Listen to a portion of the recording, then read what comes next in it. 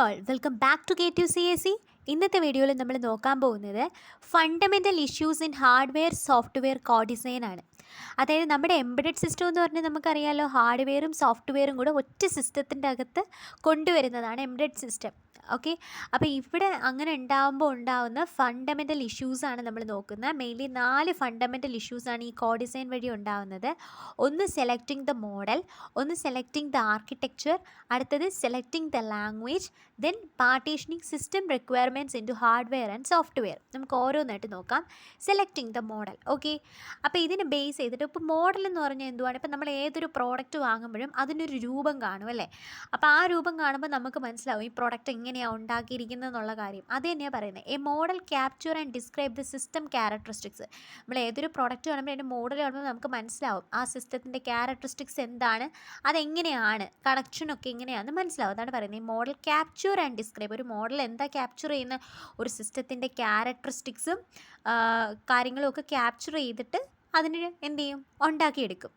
A model is a formal system consist of objects and composition rules. അതായത് ഒരുപാട് objects പരസ്പരം compose ചെയ്ത് ഉണ്ടാക്കുന്നതല്ലേ ഒരു മോഡൽ.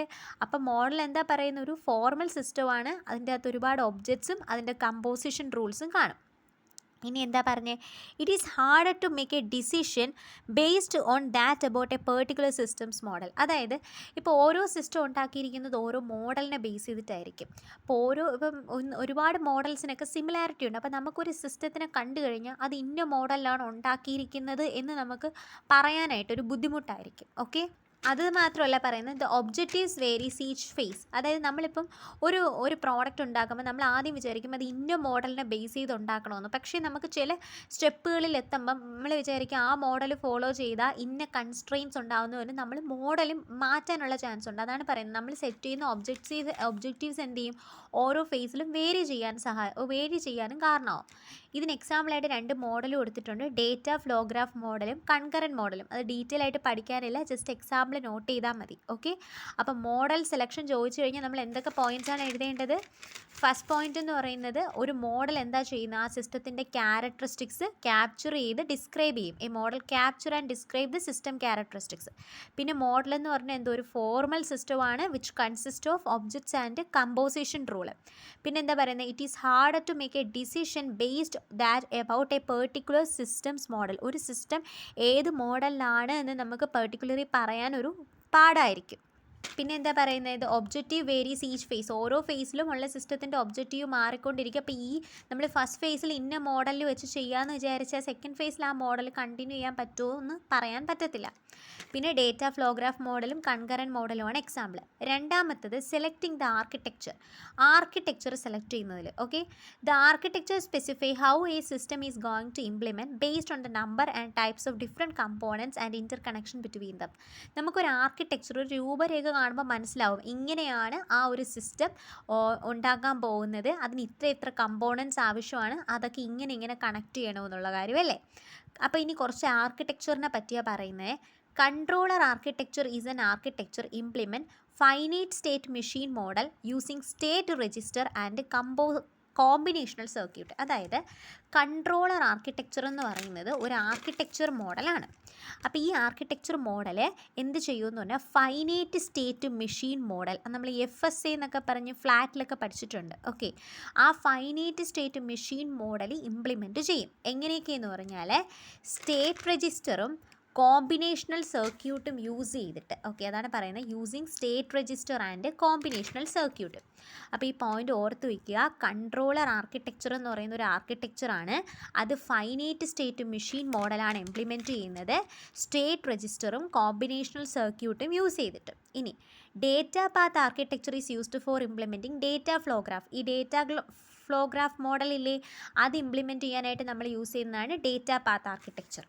അടുത്ത നോക്കിക്കോണം. Finite state machine data path combine controller and data path architecture. നമ്മൾ നേരത്തെ പഠിച്ച കൺട്രോളർ ആർക്കിടെക്ചറും ഡേറ്റ പാത്ത് ആർക്കിടെക്ചറും കൂടെ കമ്പൈൻ ചെയ്യുന്ന ഒരു സംഭവമാണ് finite state machine data path എന്ന് പറയുന്ന ഒരു ആർക്കിടെക്ചർ. ഓക്കെ, ഇനി complex instruction set computing, CISC എന്ന് പറയും. Used an instruction set to represent complex instructions.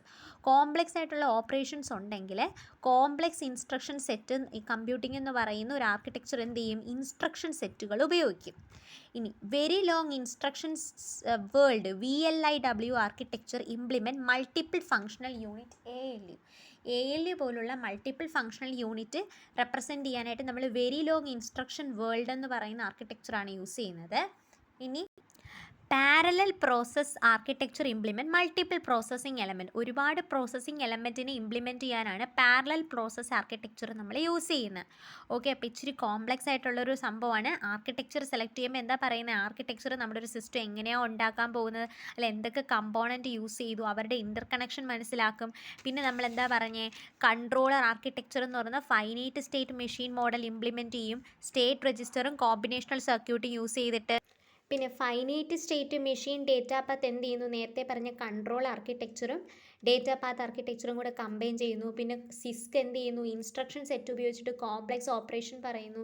പിന്നെ നമ്മുടെ VLIW ആർക്കിടെക്ചർ എന്ത് ചെയ്യുന്നു, ALUവിനെ ഇംപ്ലിമെൻറ്റ് ചെയ്യുന്നു, പാരലൽ പ്രോസസ്സിംഗ് വഴി മൾട്ടി പ്രോസസ്സിംഗ് എലമെൻറ്റ്സും ചെയ്യുന്നു. ഇനി സെലക്ടിങ് ദ ലാംഗ്വേജ്, അപ്പോൾ ഇതിൻ്റെ അകത്ത് ഹാർഡ്വെയർ യൂസ് ചെയ്യുന്നുണ്ട്, സോഫ്റ്റ്വെയർ യൂസ് ചെയ്യുന്നുണ്ട്. ഹാർഡ്വെയർ ഡിസൈനിങ്ങിനും സോഫ്റ്റ്വെയർ ഡിസൈനിങ്ങിനും നമ്മൾ എന്ത് ചെയ്യുന്നു, പ്രോഗ്രാമിംഗ് ലാംഗ്വേജ് യൂസ് ചെയ്യും.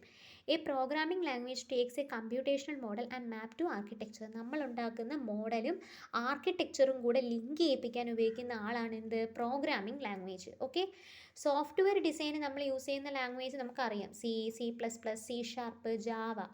ഹാർഡ്വെയർ ഡിസൈന് ഇതുപോലെ യൂസ് ചെയ്യുന്ന ലാംഗ്വേജാണ് VHDL, system C, Verilog. Okay, അപ്പോൾ ഇതെന്താ മെയിൻലി ചെയ്യുന്ന, നമ്മുടെ കമ്പ്യൂട്ടേഷണൽ മോഡലും ആർക്കിടെക്ചറും കൂടെ മാപ്പ് ചെയ്യിപ്പിക്കും. ഈ പറയുന്ന C++ ആണ് ഈ നമ്മുടെ ഇതിന് ഒത്തിരി ഗുഡായിട്ടുള്ളൊരു programming language. C++ is a good candidate for capturing and object oriented model.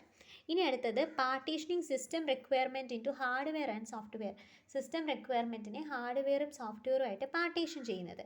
Various hardware software trade off like, അതായത് ഒരുപാട് ഹാർഡ്വെയർ സോഫ്റ്റ്വെയർ ട്രേഡ് ഓഫ് ഉണ്ട്. ട്രേഡ് ഓഫ് എന്ന് പറഞ്ഞാൽ അതിൻ്റെ കുറച്ച് പ്രോപ്പർട്ടീസ് ഉണ്ട്. Performance, reusability, effort etcetera are used to make a decision on the hardware software partitioning. നമ്മൾ ഒരു കമ്പോണൻറ്റ്, ഇപ്പോൾ ഒരു പർട്ടിക്കുലർ ഒബ്ജക്റ്റ് ഉണ്ടാക്കുന്നു, അതിൽ എത്ര ഹാർഡ്വെയർ വേണം, എത്ര സോഫ്റ്റ്വെയർ വേണം, അത് എത്ര എമൗണ്ട് യൂസ് ചെയ്യണം എന്നൊക്കെ നമ്മൾ എന്താ കണക്കിലാക്കപ്പെടുന്നത് ഇങ്ങനെയുള്ള hardware software trades off use ചെയ്തിട്ടാണ്. പ്രോപ്പർട്ടി, നമ്മുടെ സിസ്റ്റത്തിന് എത്ര പ്രോസസ്സിംഗ് സ്പീഡ് വേണം, എത്ര പെർഫോമൻസ് ഉണ്ടായിരിക്കണം, മെമ്മറി എത്ര ഉണ്ടായിരിക്കണം, ഇതിനെയൊക്കെ ബേസ് ചെയ്തിട്ടാണ് നമ്മൾ ഹാർഡ്വെയർ എത്ര വേണം, സോഫ്റ്റ്വെയർ എത്ര വേണമെന്നുള്ള കാര്യങ്ങൾ തീരുമാനിക്കുന്നത്. അപ്പോൾ സിമ്പിളായിട്ടുള്ളൊരു ടോപ്പിക്കാണ്. വീഡിയോ ഒരു വട്ടം റിപ്പീറ്റ് ചെയ്ത് കണ്ടു കഴിഞ്ഞാൽ നിങ്ങൾക്ക് പെട്ടെന്ന് മനസ്സിലാവും. Thank you for watching.